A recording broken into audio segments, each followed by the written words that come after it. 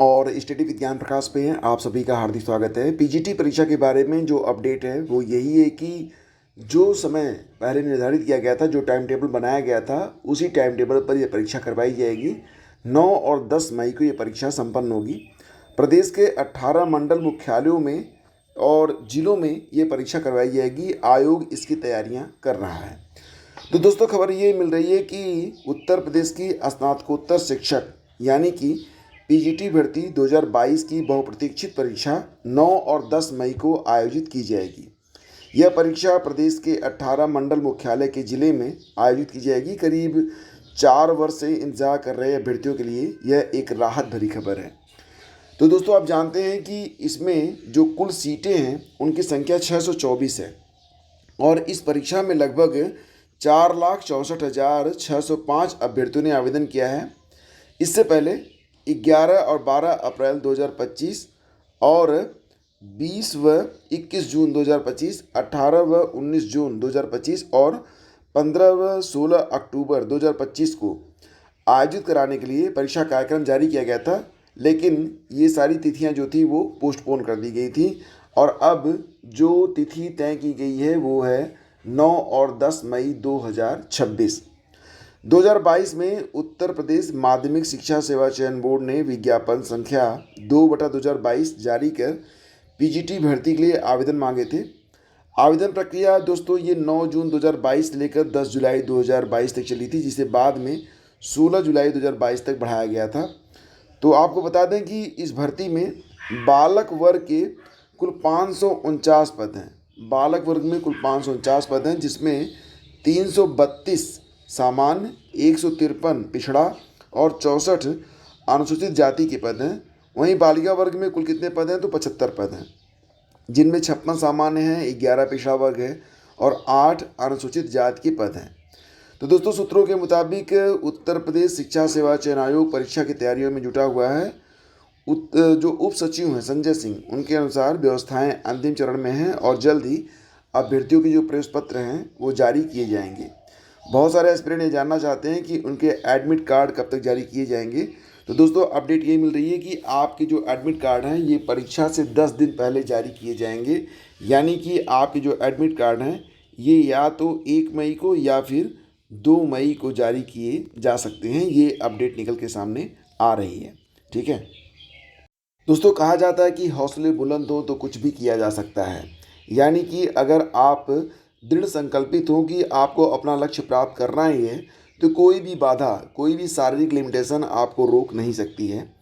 खबर यहाँ पर प्रयागराज से ही है।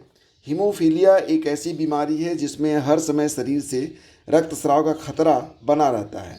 इस वर्ष 5 छात्रों ने हीमोफीलिया से जंग लड़ते हुए यूपी बोर्ड की 10वीं और 12वीं की परीक्षा जो है उत्तीर्ण की है। इसमें 3 छात्र 12वीं के हैं, 2 छात्र 10वीं के हैं। तो दोस्तों, इन छात्रों का उपचार हीमोफीलिया सोसाइटी के सहयोग से एसआरएन अस्पताल में चल रहा है। हीमोफीलिया सोसाइटी के अध्यक्ष विवेक सिंह ने बताया कि पीड़ित छात्र संबंधित फैक्टर का इंजेक्शन लगवाकर परीक्षा देने जाते थे, क्योंकि 3 घंटे तक बैठकर लिखना उनके लिए कठिन था। हीमोफीलिया से जूझते हुए जिन छात्रों ने सफलता प्राप्त की है उनमें महर्षि विद्या मंदिर नैनी के भूपेंद्र सिंह भी हैं। भूपेंद्र को हाई स्कूल में 94.5% अंक मिले हैं। देखो दोस्तों, इसी प्रकार से जो अन्य अभ्यर्थी हैं उनकी वाकई तारीफ़ की जानी चाहिए। बात यह है कि देखो, ये एक ऐसी बीमारी है जिसमें अगर एक मामूली सी खरोंच भी आ जाए तो उससे बहुत अधिक ब्लड निकलता है। तो हीमोफीलिया के रहते हुए और अपने डर पर विजय प्राप्त करते हुए और ज़िंदगी से जूझते हुए सफलता प्राप्त करना, ये वाकई एक मिसाल होती है कि जीवन में कभी भी हार मानना नहीं चाहिए। दोस्तों, अगली खबर ये निकल रही है, इलाहाबाद हाईकोर्ट ने उत्तर प्रदेश में अतिरिक्त शिक्षकों की पुनर्तैनाती और तबादलों की प्रक्रिया के संबंध में महत्वपूर्ण आदेश दिया है। कोर्ट ने कहा कि शिक्षकों का स्थानांतरण केवल विश्वसनीय और भौतिक रूप से सत्यापित डाटा के आधार पर ही किया जाना चाहिए। यह आदेश न्यायमूर्ति सौमित्र दयाल सिंह और न्यायमूर्ति स्वरूपमा चतुर्वेदी की खंडपीठ ने चंदौली निवासी सौरभ कुमार सिंह और अन्य की विशेष अपील पर सुनवाई करते हुए दिया है। अदालत ने आदेश में इस बात पर जोर दिया कि राज्य के प्राथमिक विद्यालयों में शिक्षकों की तैनाती का मुख्य आधार शिक्षा का अधिकार अधिनियम के तहत निर्धारित छात्र शिक्षक अनुपात होना चाहिए। सुनवाई के दौरान याचिकाकर्ता ने डाटा की सत्यता पर गंभीर सवाल उठाए। कहा कि राज्य सरकार की ओर से यूडायस पोर्टल से लिया गया डाटा त्रुटिपूर्ण और अविश्वसनीय है। इस पर कोर्ट ने कहा कि पोर्टल के डेटा को केवल सांकेतिक माना जाए, तबादला करने से पूर्व भौतिक सत्यापन अनिवार्य रूप से किया जाए। कोर्ट ने जिलाधिकारी की अध्यक्षता वाली जिला स्तरीय समिति को इस सत्यापन कार्य की जिम्मेदारी सौंपी है और प्रत्येक विद्यालय के प्रधानाध्यापक और संबंधित ब्लॉक शिक्षा अधिकारी को संयुक्त रूप से विद्यालय में स्वीकृत पदों, कार्यरत शिक्षकों की संख्या, उनके विषय और 30 अप्रैल 2026 तक की वास्तविक छात्र संख्या को प्रमाणित करना होगा और इस सत्यापित डेटा को संबंधित जिले की आधिकारिक वेबसाइट पर सार्वजनिक रूप से अपलोड किया जाएगा, जिससे पूरी प्रक्रिया में पारदर्शिता बनी रहे। प्रभावित शिक्षकों को अपनी आपत्तियां दर्ज कराने का उचित अवसर भी मिल सके। तो दोस्तों, हाई कोर्ट ने राज्य सरकार की विद्यालयों में कम से कम 2 शिक्षकों की उपलब्धता सुनिश्चित करने का भी आदेश दिया है। मतलब कम से कम एक विद्यालय में 2 शिक्षक रहेंगे ही रहेंगे।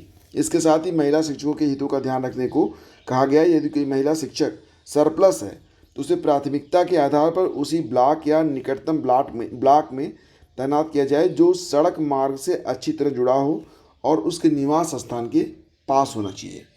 तो दोस्तों, ये सारी चीज़ें जो हैं वो सरकार जो है इस बात को ध्यान में रख के कर रही है कि शिक्षकों के साथ कोई भी अन्याय नहीं होना चाहिए और कम से कम जो शिक्षकों की तैनाती है वो एक विद्यालय में एटलीस्ट 2 टीचर हों। अगर किन्हीं कारणों से किसी दिन कोई एक शिक्षक अनुपस्थित रहे तो दूसरा शिक्षक तो उपस्थित रह सके, ताकि पठन पाठन में कोई भी दिक्कत ना आए। फिलहाल दोस्तों, खबर ये मिल रही है कि प्रदेश को मिले 57,000 नए सिपाही। तो मुख्यमंत्री ने लखनऊ में नवचयनित 983 महिला सिपाहियों की पासिंग आउट परेड की सलामी ली है। प्रदेश में 10 पुलिस प्रशिक्षण संस्थानों, 73 जिलों की police line, 29 PSC बटालियनों, 112 recruit training सेंटरों में एक साथ हुई दीक्षांत परेड। तो प्रदेश को यानी कि उत्तर प्रदेश में रविवार को करीब 57,000 नए सिपाही मिले। मुख्यमंत्री योगी आदित्यनाथ ने राजधानी की पुलिस लाइन में नवचयनित 983 महिला सिपाहियों की पासिंग आउट परेड की सलामी दी। साथ ही रविवार को 10 पुलिस प्रशिक्षण संस्थानों, 73 जिलों की police lines, 29 PSC battalion, 112 recruit training सेंटरों में एक साथ आरक्षी दीक्षांत परेड का आयोजन किया गया। तो इस प्रकार से दोस्तों अब इनकी ट्रेनिंग पूरी हो चुकी है और जानकारी मिल रही है कि निकट भविष्य में पुलिस भर्ती की अभी और भी वैकेंसी आ सकती हैं, ऐसी संभावना बन रही है। तो दोस्तों, ये थी आज की पूरी अपडेट। थैंक यू से जुड़ने के लिए। हम मिलते हैं आपसे अगली वीडियो में और आप लोग पढ़ते रहिए। आपकी जो क्लासेज हैं लगातार चल रही हैं। कल मैंने आप लोगों के लिए मार्च माह का करंट अफेयर अपलोड कर दिया है। जिन लोगों की GIC और GDC की परीक्षा होने वाली है, जो GIC और GDC देने वाले हैं, उनके लिए मार्च 2026 का एक करंट अफेयर बहुत ही इंपॉर्टेंट है। तो इसको जाके कंप्लीट कर लीजिए। इसकी PDF आपको पेड ग्रुप में दे दी जाएगी। धन्यवाद।